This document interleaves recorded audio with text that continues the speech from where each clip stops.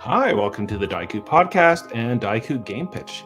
Joining me today is Caleb Wimble, the designer of Let Us Build a Tower, which is a Bronze Age megadungeon tower designed for OSR-styled games. It's currently kickstarting. We're going to talk all about it, but Caleb, welcome. Hi, thanks, Gary. Thanks so much for having me. Well, the immediate game, when I saw it on Kickstarter, I was like, this is cool, and I'm glad that we could connect and have you on the show. I think it's like totally up my audience's alley as far as the type of game that we like to promote on the Daiku podcast. And but before we get started, just tell us a little bit about yourself. I know first off the bat is Sojourn, I think I'm pronouncing that correctly, is your original role-playing game, and it's kind of got an OSR style to it. And how long have you been designing games and playing games? Well, I kind of started designing games as a kid because I grew up in one of those families where D&D and other RPGs were banned as part of the satanic panic and everything. So my siblings and friends and I would sort of we'd backform our idea of what an RPG was supposed to be from the social idea we had of it, and would start building our own games around that. Didn't really have a good sense of mechanics originally, but that sort of blossomed into continuing to design games through high school, college after. It was just always a big hobby. I did some video game and online strategy game design as part of that, ran a lot of forum games, and in more recent years started doing some contract work for some other published modules and adventures. Then created Sojourn RPG as sort of the combo of things that I've really liked from old school games, from stuff that was coming out of the OSR, from some of the new school revival materials, and then just some personal things that I was excited about. It's, one of those love letter systems of putting all together all the things you like about dungeon crawling, which then brought us to Let Us Build a Tower, a much, much more, I guess, specific and ambitious adventure in some ways. Well, let's get right into it here. I'm going to add the slide deck to the screen. And so anyways, you funded in 24 hours, which is really amazing. That's always off to a good start. And as far as the original concept that you had for the game, where did it kind of come from? What was the nugget of creation for it? It was in a lot of ways just a setting that I was really excited about and felt like has been not as explored as a lot of other kinds of fantasy and mythic and quasi-historical settings in RPGs. As I mentioned, I grew up in a very religious household, so was steeped in biblical stories. And of course, the biblical Tower of Babel. And pretty early on, I got fascinated with a lot of other mythologies as well. I was really, like everybody into that sort of thing. I had my really into Greek myth and Norse myth and Egyptian myth phase. But then I got really excited reading things like the Epic of Gilgamesh and getting really into Mesopotamian mythology and a lot of things that had analogs and other tellings of these biblical stories I'd grown up with. And I felt like the Tower of Babel in particular was this really cool, interesting setting, the confusion of chaos and languages, that classic sort of, God cursing humanity for hubris thing that can be such a fun narrative thrust in RPGs. I really wanted to see that explored, and a depth crawl style mega dungeon seemed like a really good fit for capturing that idea of chaos and confusion and a tower that changes every time you go into it. So I'd say also things like Rogue are a huge, big influence, the whole video game lineage that is built on that sort of changing dungeon and changing encounters and something new and exciting every time you go in. And also a huge amount of influence from Emmy, Cave Girl Allen, the Gardens of Yin, the Stygian Library, and this new revived tradition of depth crawl RPGs in the OSR that sort of emphasize that excitement and discovery every time you enter this otherworldly place. And I know that I don't see a lot of Bronze Age games. I think people are somewhat shy about creating in that space because it's easier to create your own myths and your own fantasy world and setting, because you don't have to be at least historically accurate or at least less minimally. So your background in that area, as far as like your knowledge base of the Tower of Babel and the history and the legend and myth of it.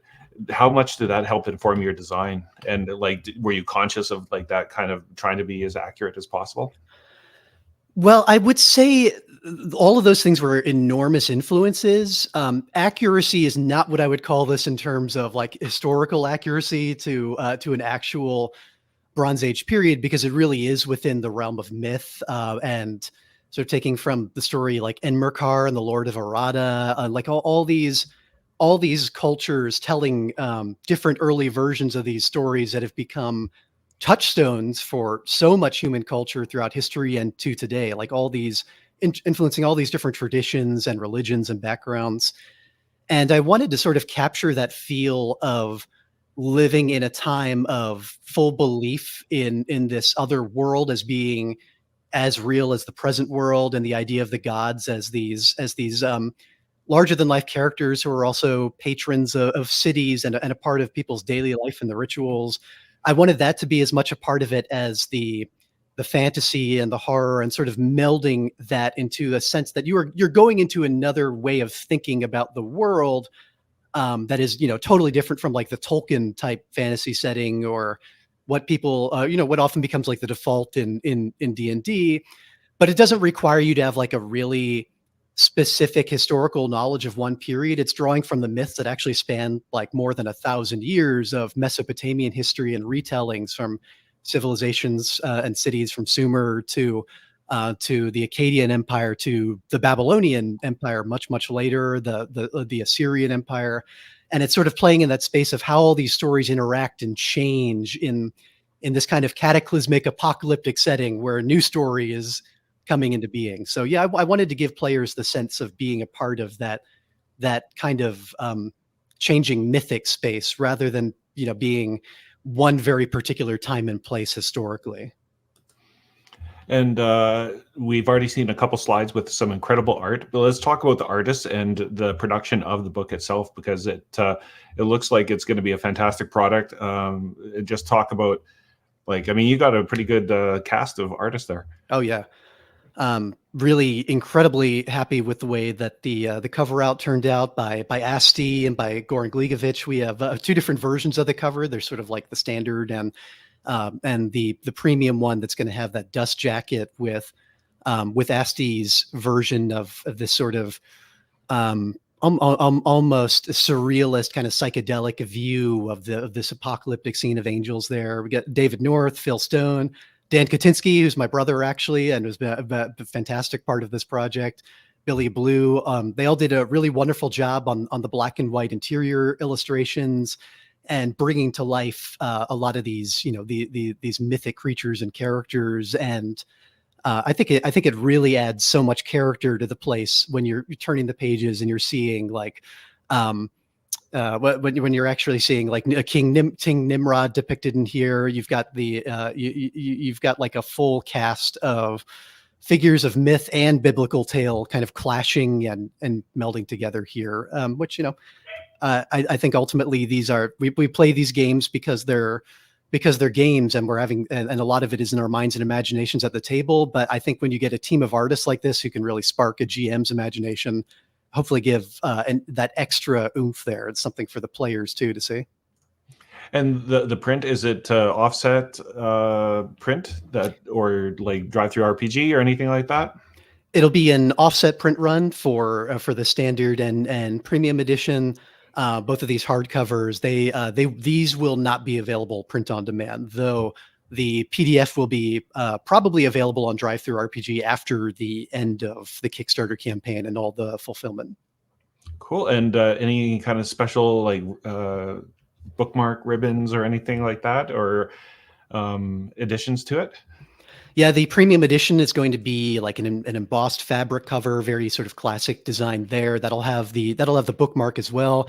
That's the one to go to for people like me who are always buying and collecting and hopefully running these great games in these limited editions. I think I'm really happy with the way the standard edition is coming together too. But for people who are in that collector mindset, you can get like the Tower collector set that'll get you both of them. And have the one that's that really awesome shelf and art piece, and then the one that you're maybe a little more comfortable with breaking out at the table all the time. And I guess for other people that aspire to design games or think about it, like how long have you been working on this now? It's let's see, this came from an idea about 5 years back, when I knew that I wanted to do something with the Tower of Babel and with a sort of Mythic Bronze Age setting. It was something that was really exciting me from a few other people in the OSR space who were also talking about potential campaign ideas in other different Bronze Age settings as well. And this past year has been the really wheels to the street on the getting everything down in really detailed design, running many test campaigns with this. Huge shout out to the various home groups and Discord groups and convention goers, especially at the different Strategicon conventions here in Southern California that have been a part of taking many different parties into the tower, experiencing the things there. They've, as always, they play a big part in shaping the directions things go and change as they see how it actually interacts with players in the world. So yeah, I'd say largely this past year has been the bulk of all of that, and something like 20 plus, I think maybe as much as 25 play session reports at the end of all this. So it's been a huge help having so many people enthusiastically playing in this world.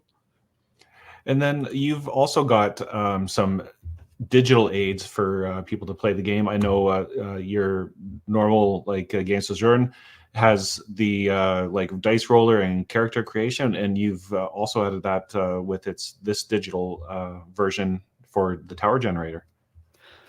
Yeah, the tower generator is much more robust than anything I've done previously, because I really wanted to give a way for streamlining a lot of the prep work. And this was something that I have to give a huge shout out to David Sheardwan of Technical Grimoire for the incredible work he's done on his website and on the various web apps for things like the Gardens of Yin and the Stygian Library, creating these tools that, rather than, especially when you're working in this kind of depth crawl dungeon generator, that what a lot of people are all about doing it all on paper. I do that myself at a lot of times, and it's a lot of fun to pre-plan those things out.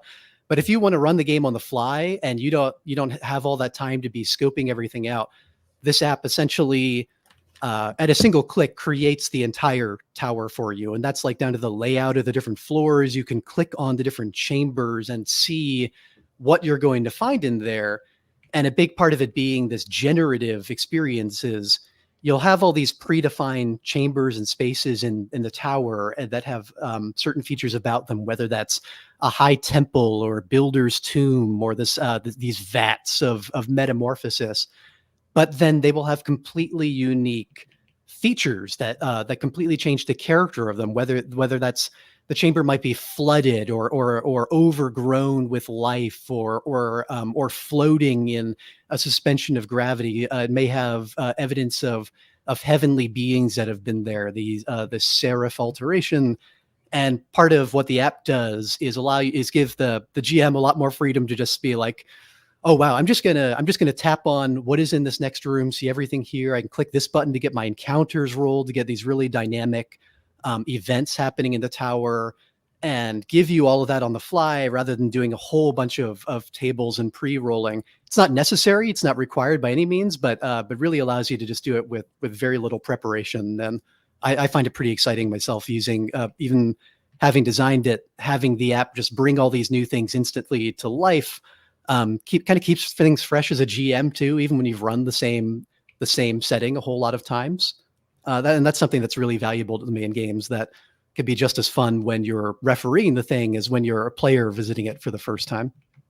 And that's the beauty of, I guess, random generators, random tables, is that it's exciting and little prep and takes that kind of GM load off a little bit. And as we all know, GMs are my hero. So they do a lot of good work for everybody at the table. And it's always nice to ease their pain a little bit. So your stretch goals, tell us about those.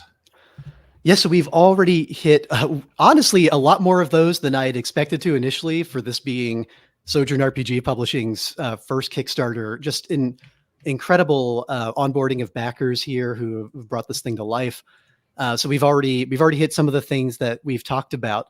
And additionally, things like monster token files for virtual tabletops, GM screen inserts, Mythic Shinar, which is a guide that's going to be included as part of the book itself, expanding out the original materials into a guide to wilderness adventures beyond Babel and into this sort of shifting apocalyptic Mythic Bronze Age setting. We've got custom character sheets, and just today, or I should say late last night, depending where you live time zone wise, we hit the $10,000 stretch goal aim on here for unlocking those custom character sheets, which means I can also reveal that, yeah, the next stretch goal, we are going to be getting that full-blown character generator, a really robust way of instantly generating and altering throne seekers, we call them, for the tower, seeking the throne of heaven at the top here. And if we hit that goal, additional mystery goals being revealed beyond that. So, fun reason for people to stay tuned into the Kickstarter page and what's happening there. Cool. And so the links to the Kickstarter are in the video description and the show notes. So everybody should be checking that out. And tell us, where else can they find you?